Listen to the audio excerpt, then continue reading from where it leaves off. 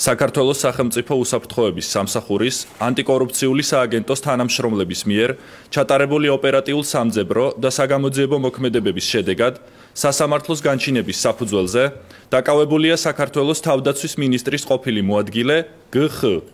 ამავე სამინისტროს შესყიდვების დეპარტამენტის ყოფილი უფროსი ვღ და თავდაცვის იმდროინდელი მინისტრის ახლონათესავი ვმ. საქმე ეხება წინასწარი შეთანხმებით ჯგუფის მიერ სამსახურებრივი მდგომარეობის გამოყენებით საქართველოს თავდაცვის სამინისტროს კუთვნილი დიდი ოდენობით თანხის 2023 წელს მართლსაწინააღმდეგო გაფლანგვის ფაქტს. ჩატარებული გამოძიებით ამ ეტაპზე გამოვლენილია, რომ დანაშაულებრივმა ჯგუფმა შეიმუშავა და სისრულეში მოიყვანა გეგმა, რომლის მიხედვითაც საქართველოს სახელმწიფო ბიუჯეტიდან 1.333.728 ლარი გაიფლანგა.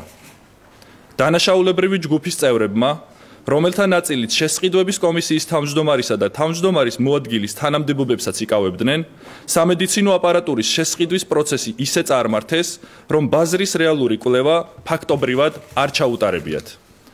იმავდროულად, მათ უზრუნველყვეს, რომ სამედიცინო აპარატურის შესყიდვისთვის საჭირო პროცედურებში მონაწილეობა მხოლოდ ვმ-სთან ახლო კავშირში მყოფ ურთიერთდაკავშირებულ საწარმოებს მიიღოთ.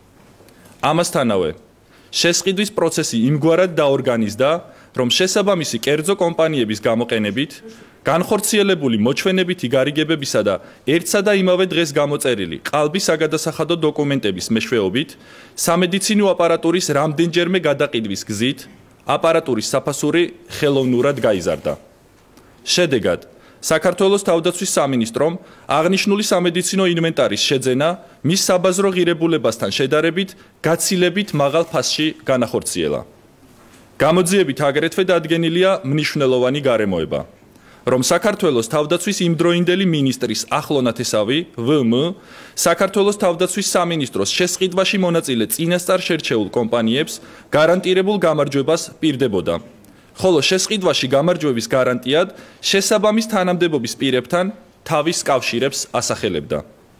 აღნიშნულ დანაშაულებრივ ქმედებების შედეგად სახელმწიფოს სულ მცირე 1.333.728 ლარის ზიანი მიედგა.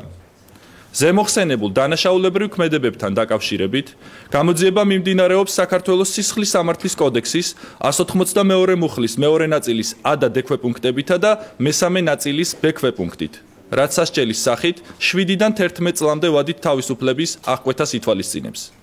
ამასთანავე, გამოძიება გრძელდება სხვა პირთა გამოვლენისა და მხილების მიზნით.